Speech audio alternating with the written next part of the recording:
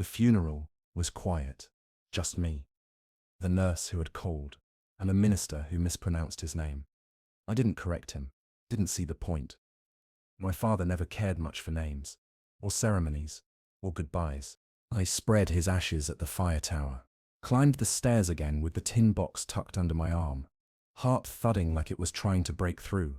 The wind was stronger this time, the sky just as wide. I opened the lid and let the ashes scatter into the wind.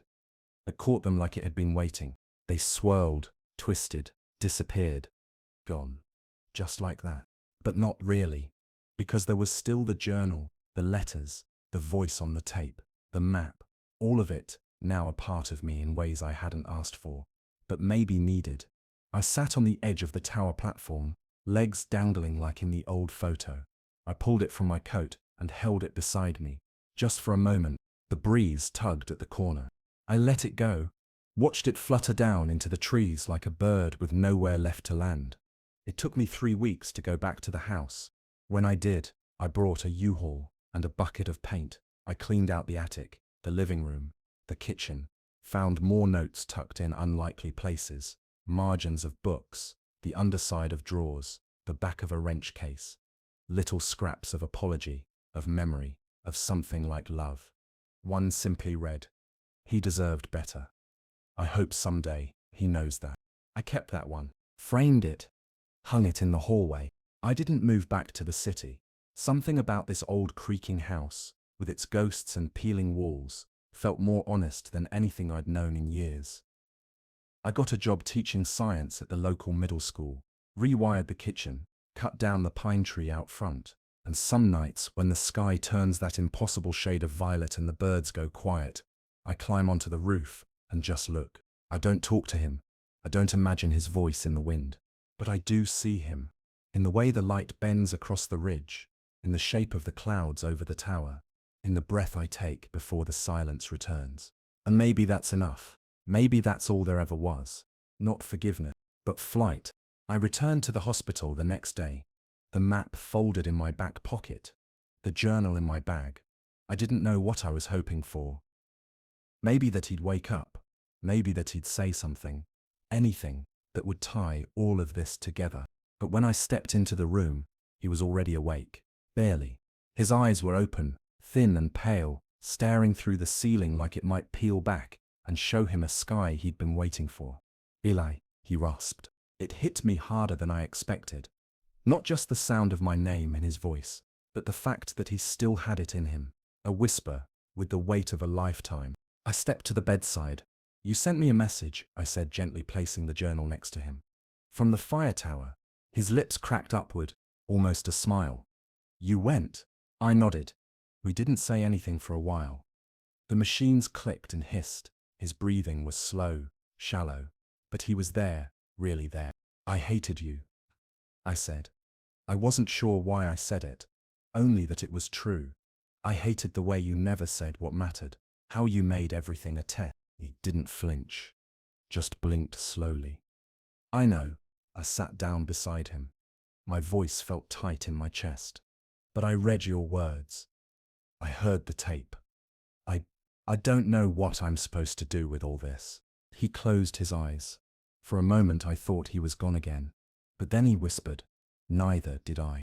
He gestured toward the side drawer with a shaky hand. Inside was a small tin box. I opened it. Inside were fragments of a life I never knew, a newspaper clipping about my science fair win, a photo of my mother holding me as a baby, a feather from the kite, and a stack of letters, unsent, all addressed to me. I took the top one. "Eli, I don't know how to be a father. I only knew how to survive. But I never stopped watching, never stopped hoping I'd get another chance. If you're reading this, maybe I did." I put the letter down before I could lose it. He was fading. I could see it. So I did what I never thought I would. I held his hand. Rough, cold, familiar. "I don't forgive you yet," I said quietly. "But I'm here." And for him, that seemed to be enough. His lips moved. No sound. Just one word I read anyway. "Sky." He closed his eyes, and I knew he was already there. It took me 3 hours to reach the trailhead. The old forest road had eroded to a mess of gravel and ruts, and I almost turned back twice. But I didn't. Something deeper than curiosity was pulling me.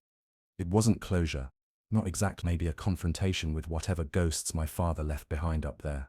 The hike was harder than I remembered. The trail was overgrown, half swallowed by bramble and rot. Birds cried out through the trees, and branches clawed at my sleeves like they recognized me, like they were trying to stop me. Halfway up, I paused at the edge of a clearing where I once broke my ankle at age 10. He'd carried me back down the trail that day, silent the whole time, face rigid as stone. That was the thing with him. He could lift your weight, but not your pain. When I reached the tower, it was exactly as it had been. Rusted steps, creaking platform, a view that could make you forget how small you were. Only now it looked like it was holding its breath. I climbed slowly, every step popping like brittle bones. When I reached the top, I turned in a full circle. Sky, endless and clean, blue like it had just been painted.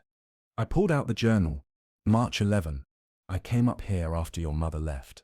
Slept under stars so quiet I forgot my name. I was better alone, or I thought I was. June 3. He's 7. He asks questions I don't have answers for. He trusts me. I don't deserve it. October 29. He called me a coward. I didn't argue. He was right. My throat burned. I pulled out the Polaroid again, stared at his younger face. The easy grin, the wind-blown shirt, his hand gripping the edge of the platform like he wasn't afraid of falling. And for a moment, I could hear him, not his voice, but his silence. The way it used to fill a room like smoke, the way it kept him safe from the world, and me from him. There was something tucked under a loose floorboard. I pried it up, a tape recorder. Old, dented, still had batteries. I pressed play. Static. Then his voice, low and raspy. If you found this, it means I never said it in time, or couldn't, or didn't know how. I wasn't made for softness, Eli, but I watched you. I watched you all your life, and I never stopped loving what I saw, even when you hated me for how I showed it. A pause, a breath. I came up here the day you left, brought the photo, cried for the first time since the war. I saw your kite once, years later, caught in a tree down near the ridge. I left it there, thought maybe it belonged to the sky more than to us. Silence again. Then, come up here and look, just look. Maybe you'll see it too. The crack where the sky broke open. And maybe you'll forgive me. Or not. But maybe you'll understand. The tape clicked off. I don't know how long I sat there. Just breathing. Just watching the sky. And for the first time in 17 years, I didn't hate him. I spent the night at the house. Slept, if you can call it that. On the couch, under a moth-eaten quilt that still smelled like pine tar and sweat. The kind of sleep where your body rests, but your thoughts pace like wolves, just outside the door. By morning, the storm had passed. Sunlight angled through the cracked blinds and lit up the dust like floating ghosts. I brewed some instant coffee I found in a rusted tin, sat on the back steps, and listened to the birds call out like nothing had changed. Then I went back in and climbed to the attic. The air thickened with every step up that narrow, groaning staircase.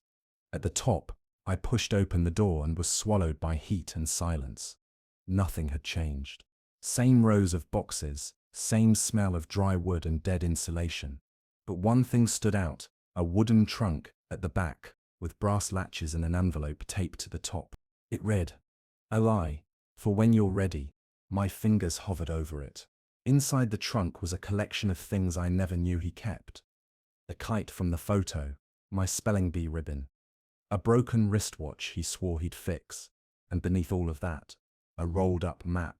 I unrolled it on the attic floor, hand-drawn, edges browned with age, and marked with symbols I didn't recognize.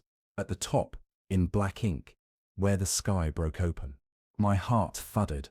I traced a line drawn from our house to a place I hadn't thought about in years. An old fire tower deep in the Blue Ridge forest. We used to go there when I was little. Hike up to the top, stare out at the layers of blue ridges stretching like folded cloth. He called it our little slice of the sky. I hadn't remembered it until just now. Taped beside the map was a Polaroid. Him, maybe 30 years ago, sitting on the edge of the fire tower platform, feet dangling into open air, on the back, where I lost and found everything. I sat there for a long time, let the attic heat wrap around me, let memory drip back in like a slow leak in the ceiling. Was this what he meant?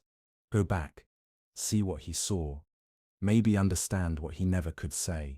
I packed the map and the journal, closed the trunk, closed the attic, and began to think about the road to the fire tower. The house was like a grave that refused to close. Still standing on Mason Ridge Road, paint flaking like old scabs, porch slanted, mailbox rusted shut.